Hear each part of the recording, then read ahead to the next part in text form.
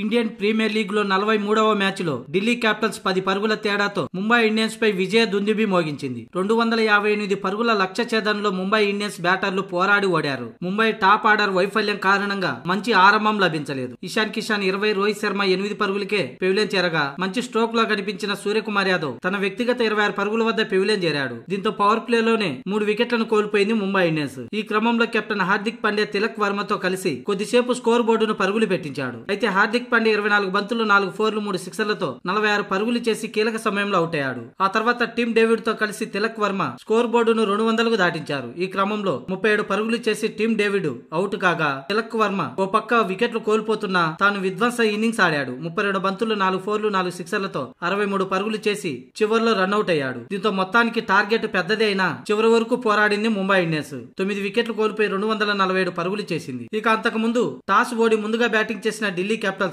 4 వికెట్లు కోల్పోయి 257 పరుగులు చేసింది. ఆ జట్టు ఓపెనర్ జేక్ ఫ్రేజర్ మెగ్గర్క్ 27 బంతుల్లోనే 11 ఫోర్లు 6 సిక్సర్లతో ముంబై బౌలర్లను చెడుగుడు ఆడుకున్నాడు. మరో ఓపెనర్ అభిషేక్ పోరెల్ నెమ్మదిగా ఆడుతుంటే తాను మాత్రం వీడియో గేమ్ మాదిరి వచ్చిన బాల్ వచ్చినట్టే స్టాండ్ కు పంపిస్తూ పరుగుల వరద పారించాడు. ఏకంగా పవర్ ప్లే లోనే 100 పరుగులు పిండుకున్నారు. మొత్తంగా తన ఇన్నింగ్స్ చూస్తున్నంత సేపు 30 బంతుల్లోనే సెంచరీ చేస్తాడేమోనని అనుకున్నారు. కానీ 27 బంతుల్లో 11 ఫోర్లు 6 సిక్సర్లతో 84 పరుగులు చేసి చావ్లా బౌలింగ్ లో అవుట్ అయ్యాడు. ఈ క్రమంలో షాయి హోప్, రిషబ్ పంత్ స్కోర్ బోర్డును ముందుకు నడిపించారు. అయితే చివర్లో ట్రిస్టన్ స్టబ్స్ మాత్రం వీర లెవెల్లో బ్యాటింగ్ చేశాడు. 25 బంతుల్లోనే 6 ఫోర్లు 2 సిక్సర్లతో 48 పరుగులు చేసి నాట్అవుట్ గా నిలిచాడు. దీంతో ఢిల్లీ 4 వికెట్లు కోల్పోయి 257 పరుగులు చేసింది. అలాగే ఢిల్లీకి ఐపీఎల్ హిస్టరీలో ఇదే అత్యధిక స్కోరు. ఇక ఈ గెలుపుతో మొత్తం ఈ సీజన్ లో 5 విజయాలతో 10 పాయింట్లతో ఢిల్లీ 5వ స్థానానికి చేరుకోగా ఈ ఓటమితో ముంబై 9వ స్థానానికి పడిపోయింది.